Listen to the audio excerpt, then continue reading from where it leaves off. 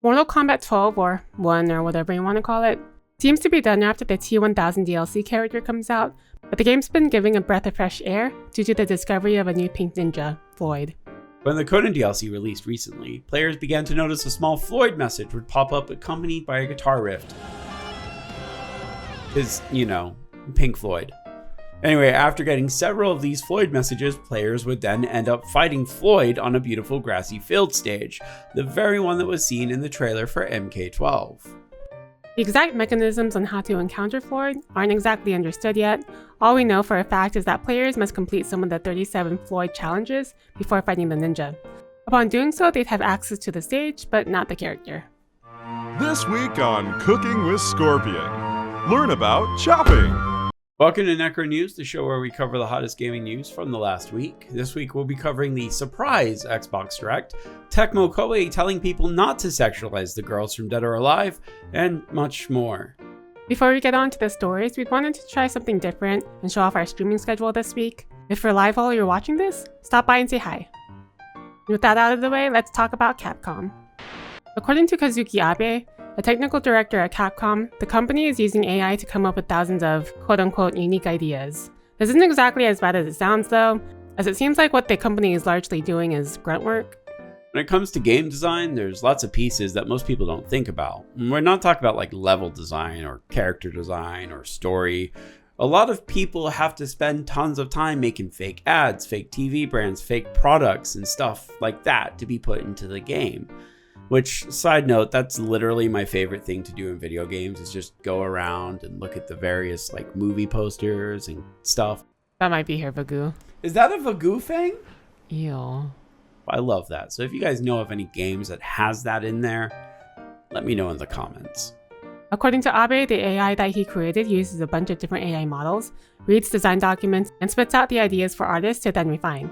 Stupidly, however, the AI model Abe is working on also feeds the information back onto itself, which probably won't make for very good results in the long run, but I guess only time can tell.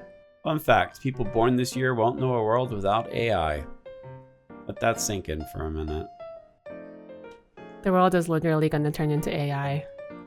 The movie.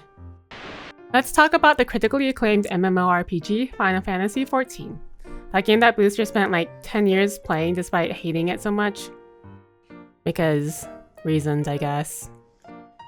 I don't want to hear it. How much money have you spent on Nikki? A full price game worth. So like $70 maybe? Oh, okay. Spent like $7,000.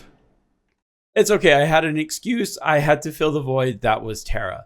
Anyway, if you played Final Fantasy XIV anytime in the past month, you may have gotten doxxed. Kind of.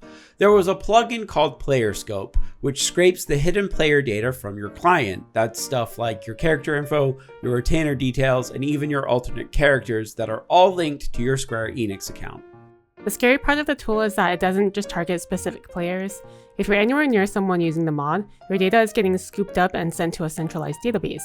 And the only way to opt out is to join the mod's Discord channel. Because, that's reasonable and not weird.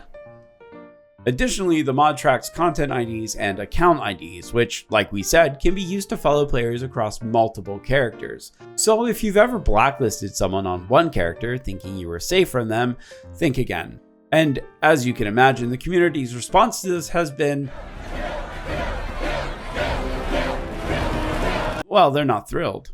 One Redditor summed it up perfectly by saying the purpose of this mod is obvious, and that's to stalk people. And honestly, they're not wrong. The mod blew up in popularity after the author posted about it on Discord, and it quickly spread to platforms like GitHub, GitT, and Gitflick. They've since been removed from the sites, but it's the internet, so, nothing ever really dies. No one's ever really gone. So the real question is, how does something like this even get made? Well, in the Dawntrail 7.0 update, Squeenix decided to change the way that the blacklisting feature of the game works. Instead of the information needed to blacklist a player being hosted on the server, it is now directly in the player's client. And what does Yoshi P have to say about that? Well, he's aware of the mod and the possible security concerns, and the Final Fantasy XIV team as a whole is considering two options: requesting the tool be removed and deleted, and pursuing legal action. Instead of, just reversing the change to make the mod unusable, because, that's just way too easy, I guess. Chopping! And the next story is for all of you actual video game nerds out there, because on January 30th, the Video Game History Foundation will be opening up their library to everyone online. Despite how hard they've been fighting the US Copyright Office, there aren't any actual copies of games in its library, not even out of print ones. But they do carry things like old advertisements, official artwork, development materials, and out-of-print magazines, which might mean Game Informer magazines. The foundation is a non-profit, so if you want to support them and help them out, you can donate to them or check them out for yourselves. It is still very stupid, however, that they aren't able to archive old games, but maybe one day. Cake decorating.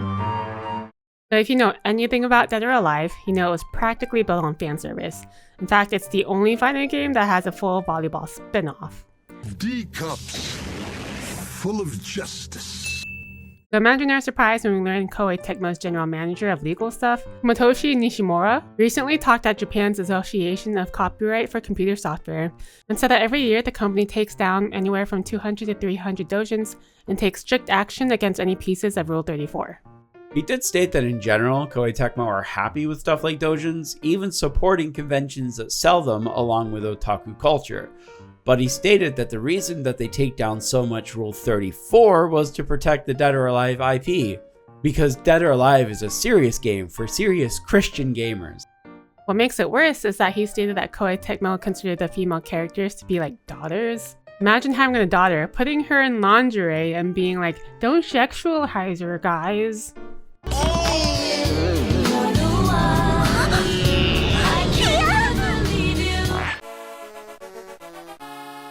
Did you guys know about the Xbox Direct? We didn't know about it. No one that I talked to even knew about it. And that's really weird because there was a good amount of information that was showcased, including for Ninja Gaiden 4. There wasn't a whole lot shown, but what was shown was interesting. Ninja Gaiden 4 looks to be more like Metal Gear Rising more than Ninja Gaiden, but that makes some sense since Platinum is co-creating the game. Additionally, there was a nice look into South of Midnight, which looks okay for the most part, but the transition from smooth frame rate to the stop motion style is a little weird. Overall, the game does look fine, it's just somewhat generic looking too, but we'll see. There was also an extended look at Clair Obscur Expedition 33, and it really does look like the style of JRPG that I've been waiting for a really, really long time. Honestly, I'm only more excited for it to come out on the 24th of April, especially after the Baguette trailer. Also, it's going to be $50 and not $60, and that's cool.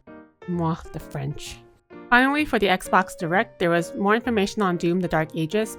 It's going to be a prequel to Doom 2016 where there's less run and gunning and more "you're a fucking tank, so kill demons." Player will also have a shield saw, and guns, and a mech, as well as a cyber dragon, which is okay, I guess. It's supposed to be a medieval Doom, so, video games. In other upcoming news, Endless Legend 2 was announced with early access coming soon, TM, and the Angry Video Game Nerd has announced a new Angry Video Game Nerd video game. But this time, it is made specifically for the NES consoles. But in his announcement video, Nerd says you can literally get it on an authentic NES cart. And chopping! And here's all the games coming out this week. Here they are. Well, you got Virtua Fighter 5, so that's good. That's it for this week's Necro News. If you liked the video, subscribe to the channel, or if you're not already, that's okay too. We do appreciate you just watching all the way through. Thank you for your support, and again for watching the whole video. If you've made it this far into the video, then post a gorilla. I don't know why. And as always, a very special thank you to all of our channel members. We really couldn't ask for a better community. If you'd like to show more of your support for Necro News, you can always become a member. You'll also get extra content. But that's everything, so until next time, everyone. Goodbye. Goodbye.